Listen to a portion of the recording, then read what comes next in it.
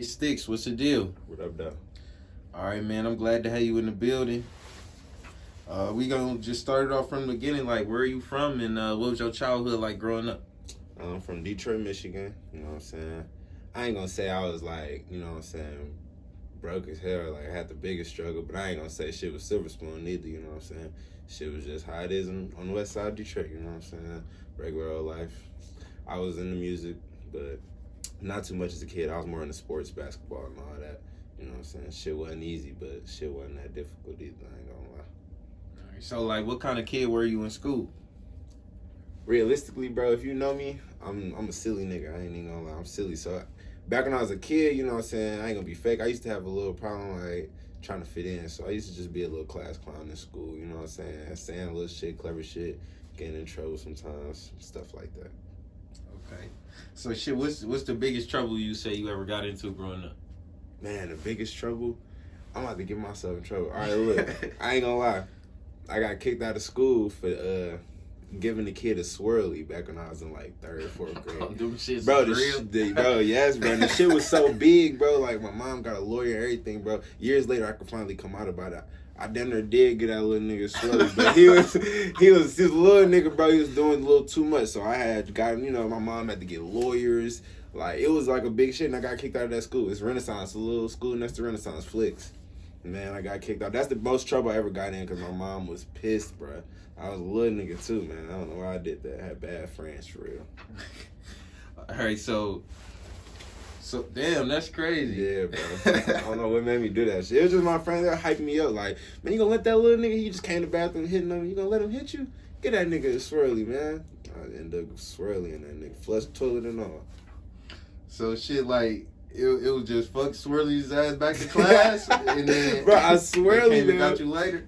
I came to swirl him. We tried to flee the scene, bro. I swirled him, and then he walked outside. You know, his class used to be waiting in line. He walked outside to go get back in line with his class. He got water all on his face. Of course, he like younger than me. I'm in like fourth grade. He like second grade. But he was a big little nigga, bro. He was big, bro. I'm skinny, bro. Big nigga, bro. But yeah, he just went back to. It was all obvious. They came and got me. It was up from there, bro. And I was lying my ass off. I didn't even do it. I swear to God. Man, terrible. That's crazy. All right, so where did the name J Stix come from? Man, so I got the name J Stix from in high school from my nigga DG. RIP DG, man. 100 years, bro. But then my nigga, we was in class and he was stinging me. And I honestly was starting to rap. I was the only nigga in high school and I used to carry a studio in my backpack. And which is just, if you know, a studio ain't nothing but a computer and a mic, nigga. You don't need none of that extra shit. So, nigga, some headphones. So, my nigga DG, he was just, I was rapping before I had my rap name. And I was looking for a rap name. And he was like, man, you skinny as fuck. You might as well call yourself Stix or J Stix. Bam. Just like that, nigga, I got my name. And I kept that name for the longest, you know what I'm saying? And guy, my nigga DG just passed away like a week or two ago. So that shit been fucking with everybody who cared about him. But that's how I got my name, bro. Long live Slick. That's what's up. So when like you carrying that studio around, when did you originally start rapping? Listen, I was like maybe my 12th grade year. So I was a senior. I started getting locks, watching Chief Keef and shit. I just fucking started rapping, bro. I literally was like, man, I was working at Kirby's Coney Island. And I already had a MacBook, so I just, you know what I'm saying, saved up, got me a studio. Shit was like $200. Learn, and what never made sense to me, bro, was niggas paying for studio time all the time. It like that never made sense to me. I don't knock anybody who do it. Everybody different, but when I was like, I'm gonna rap, I'm like, why the fuck would I pay hundreds of dollars every time? And I could just take the time and spend hundreds of hours and just learn how to do all my own shit. So I learned that at an early age. I learned Logic Pro early. Okay, so you can produce your own shit? I can mix it. I can't produce. Okay. I don't know how to make beats. That was where I was, I didn't have my own producer for in the first part of my career for a long time. I was YouTube beats, meeting people, whatever, Okay.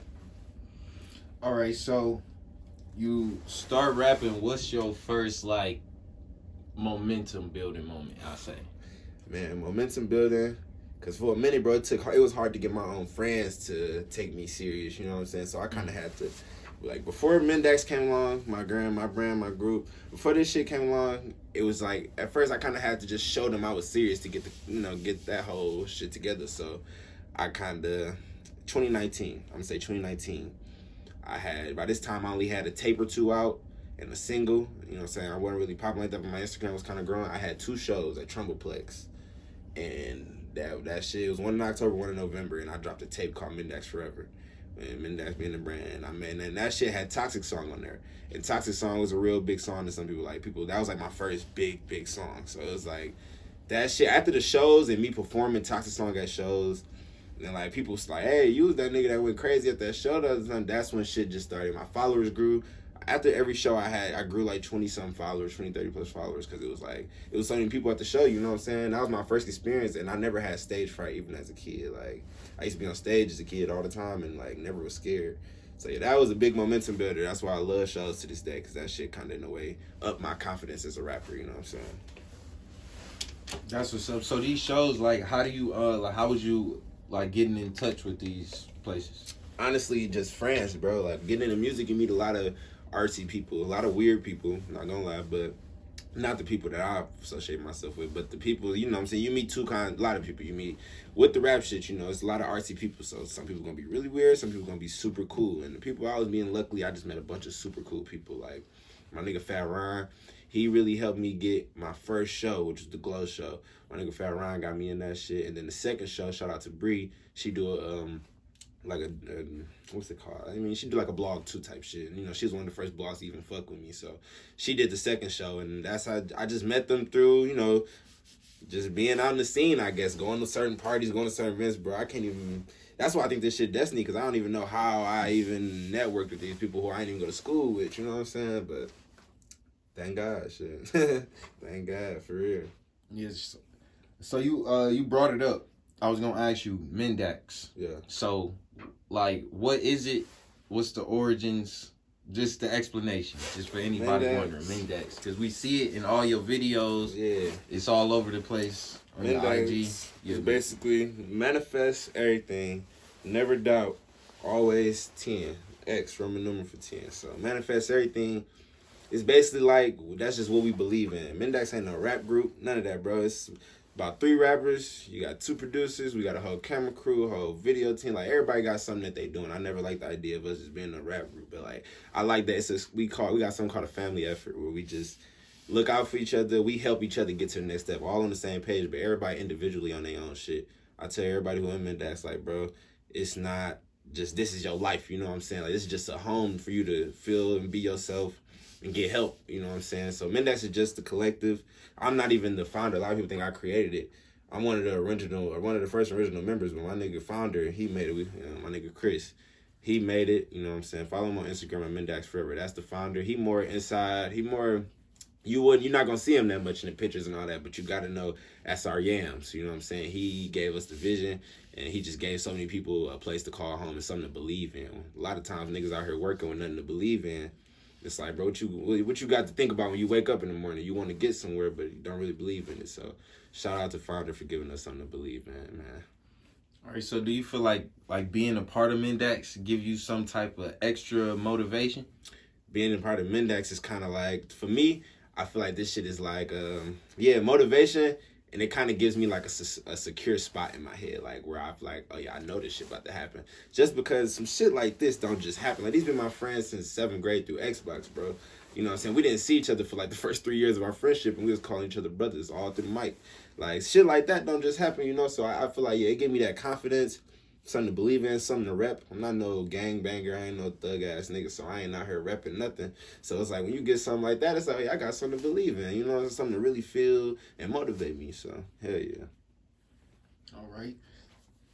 And another one is the Triple C. Yeah, we see that one a lot. What's the story behind that? So yeah, Triple C is Mendax. That's basically the same shit. It's like, we kind of was going for like a collegiate look, like a college type of look. So CCC stands for Community College Club. And what the idea with that is, we accept everybody. You know what I'm saying? Not saying everybody can be in our tight, close circle, but meaning as far as like, when this shit get bigger and we get an actual fan base, we want our fan base to be them kids who, shit, just like the outsiders, in my opinion, like people who didn't get looked at as much, because that's all we are. Like, all my friends, bro, I'd be a liar if I sat here and said like, oh yeah, we be in the bit in the trap, but you know, like, no, we ain't like that. We ain't no soft niggas, but we ain't like that for real. So it's like, we want to accept all the niggas who may feel like they outsiders but still got talent, or still you know what I'm saying, got shit, but they unsure of it, all that. So it's like a community college, you know, they accept damn near everybody. Yeah. So that was kind of our thing with the CCC.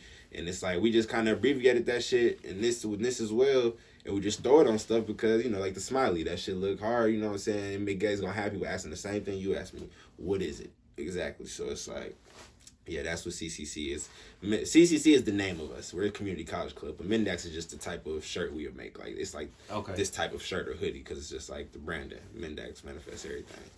But the brand name is Community College Club. All right, so some of the gear is actually really hard. Like, can people outside the group come across some pieces they can cop, or and that's is crazy. it all exclusive? That was my plan. You know, you see a lot of niggas starting brands. I don't make the clothes. Like I said, Founder started it, and Founder also hand make all these clothes in his basement. You know what I'm saying? Like, he making these bitches himself, like, really out the mud type shit. And I told them, bro, I was like, if we gonna start off with clothes and music, I don't want everybody to have access to our clothes at first. Like, I want them to just see us in it heavy in different colors, and they gonna at the wild ask, like, you know, what the fuck is that? You know what I'm saying? And that's all. That was our plan. So yeah, we drop, but what we do is we drop in drops, kind of like Supreme would do. We drop in drops, and then once our drop sold out, the website goes down. Like, the website, you would put the domain in, and it'll just go be a black screen. But then when we about to drop again, that bitch would be fully loaded, all that, you know what I'm saying? So really, when people ask me, like, yo, Stix, how can I get a hoodie?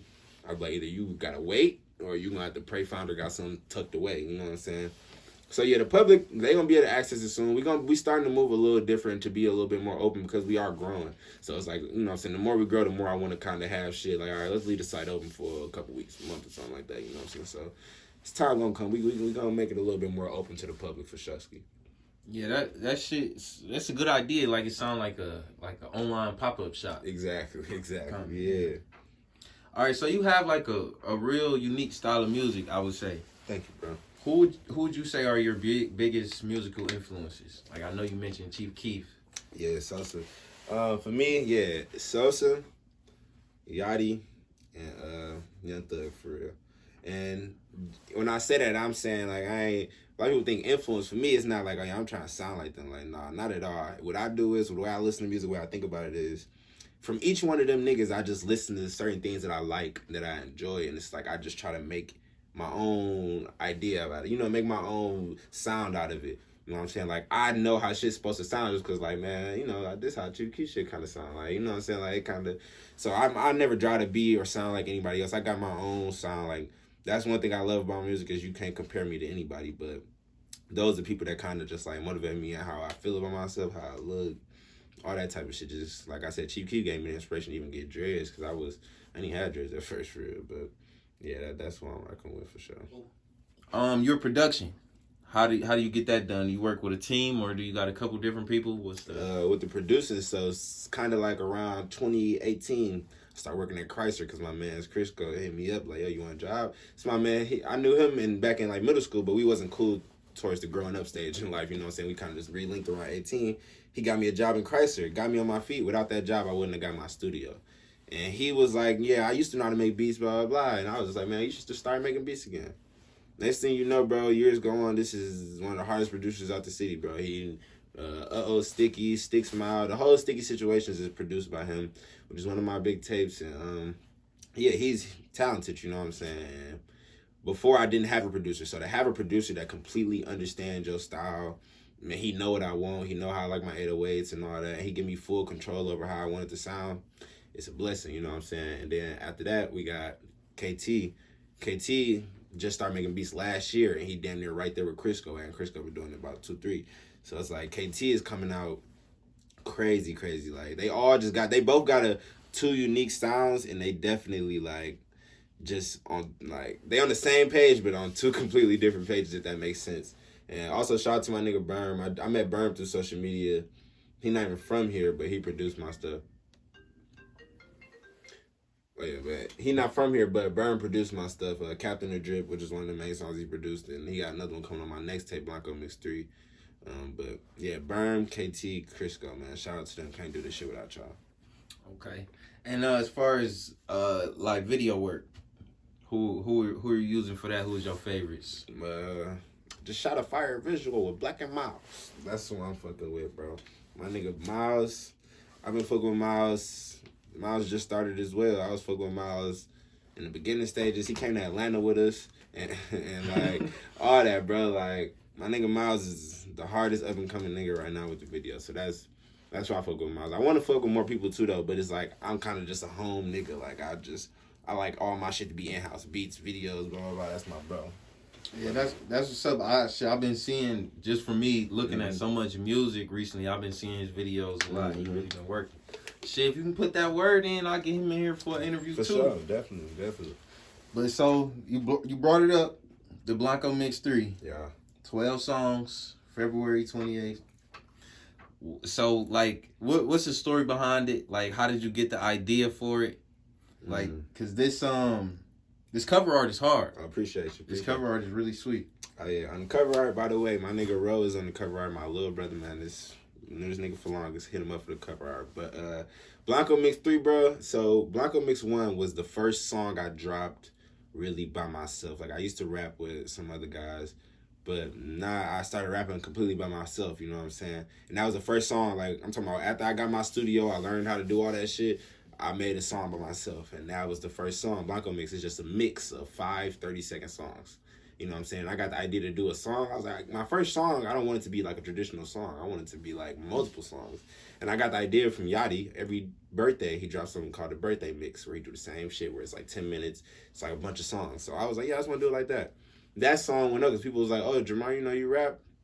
Oh, you rap. So that's where Blanco Mix 1 came from. So then I did Blanco Mix 2 on my birthday.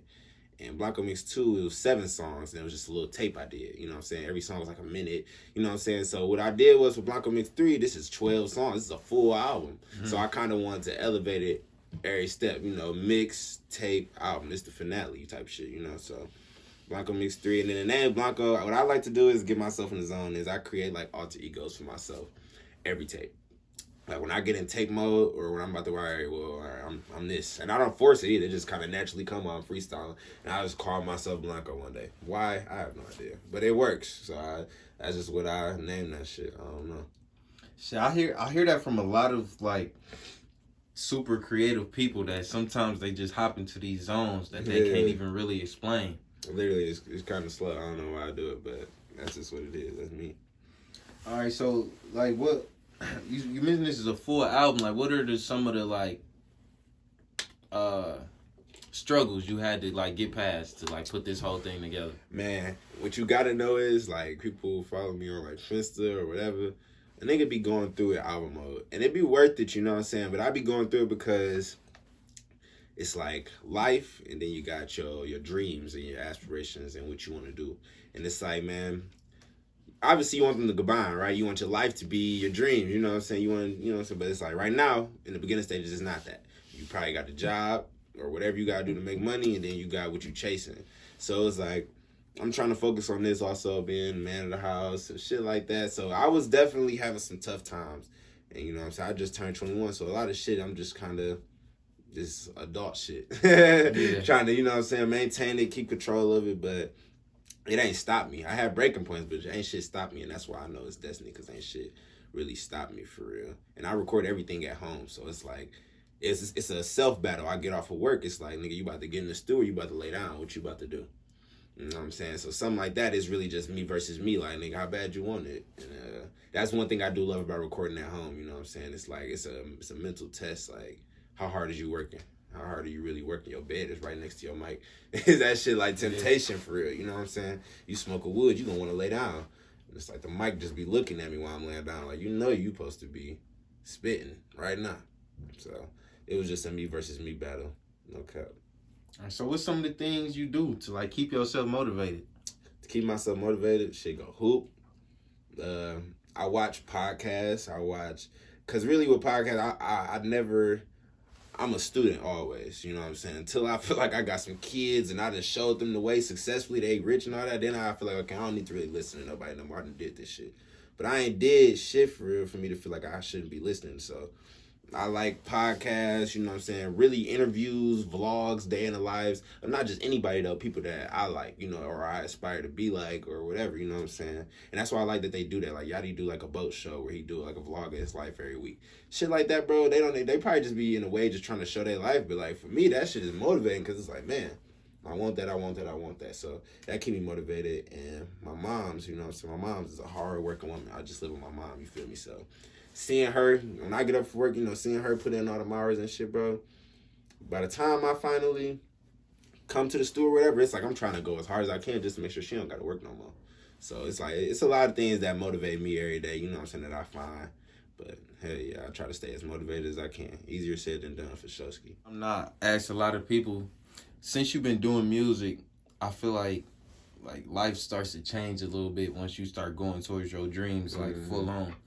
What's one of the biggest lessons you've learned just since you've been on this music path? On the music path, biggest lesson.